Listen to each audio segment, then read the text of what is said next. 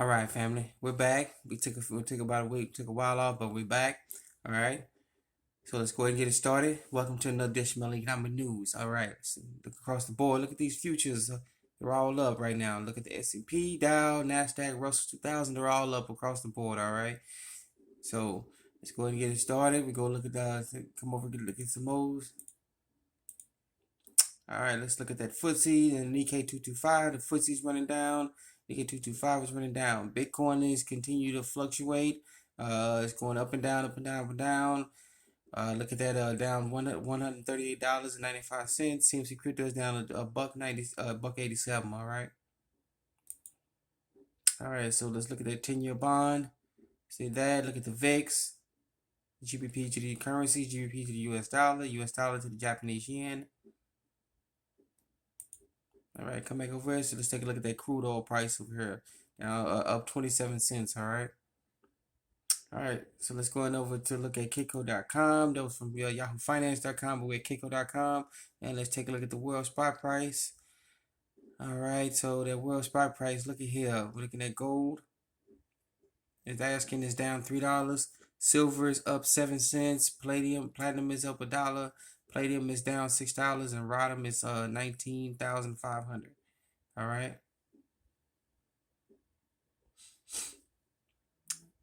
All right, so that's from Kiko.com. Let's go ahead and get into the actual news. All right, here we go. Hitting it big, running start. All right, Bank of America. That's for the ticker symbol BOFA, B above. Warns U.S. policy is fueling a bubble in Wall Street prices. All right, they've been saying this. These banks have been coming out and saying it and saying it and saying it. Some of the rich people have been saying it. Some of the real financial folks are coming out and saying it. That U.S. policies have been fueling fueling a bubble. There are bubbles everywhere in the housing market, in the financial system, everywhere. The bubbles everywhere, and it's just the latest warning. This ain't the first warning that Bank of America sent out. This is more like going down in 5 to 6, 7, 8, 9, 10 warnings that Bank of America sent out. They're one of the prominent ones that have been sending out warnings about the policies of the U.S. government. All right. So go ahead and take a look at that article. That is from Economic Times. Economic Times. .indiatimes.com. All right, that's economictimes.indiatimes.com. All right, go and take a look at that article. All right, so we switch over to zerohedge.com right here. Switch down. Massive silver bets as Treasury wants more trillions. All right, so we're looking at the government. They want more trillions of dollars, more stimulus printed out, and that is causing a hedging. That's causing a massive crunch in the silver prices. All right, they're betting up silver left and right, betting up all sorts of precious metals. All right, but we're seeing a trend toward the silver here. All right, with the new incoming Treasury Secretary, she's in that revolving door. Remember, Janet Yellen was once the head of the Federal Reserve. She was nominated by Barack Obama after Ben Bernanke left. All right, so she's gonna be the new Treasury Secretary, and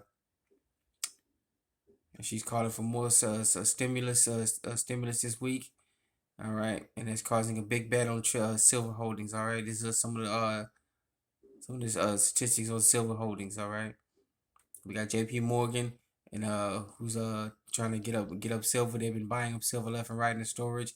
There's also issues going on with them right now, but this is what's going on with this one right here. We got more silver tonnage being held up.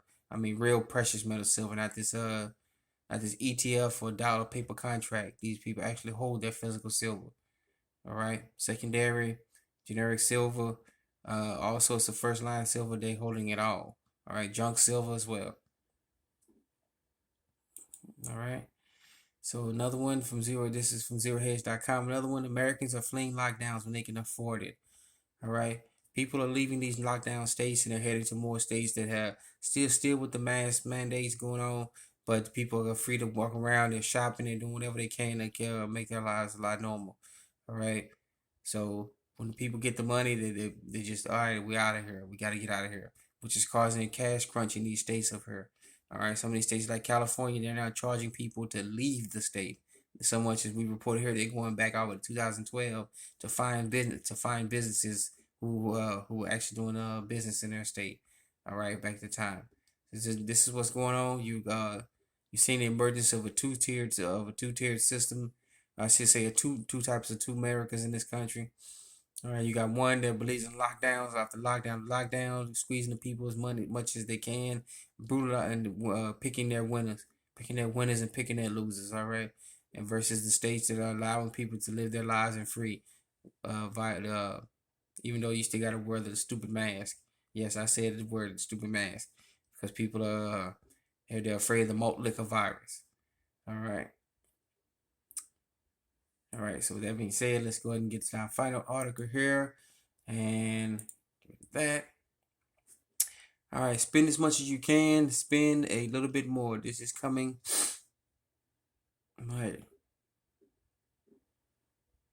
All right, this is coming from the IMF, all right, and the Director of International Monetary Fund, all right. Said people need to go out there and spend more, spend more, spend more, spend more. All right. This is sort of like this top here that says, are you ready for this week's absurdity? All right.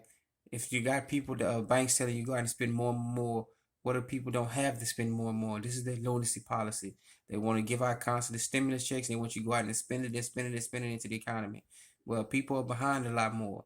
They're behind on mortgage payments, behind on rent payments, light payments, bill payments, cars, insurance, you know, what you name it, people are behind in, all right? And they want you to go out and spend more and more.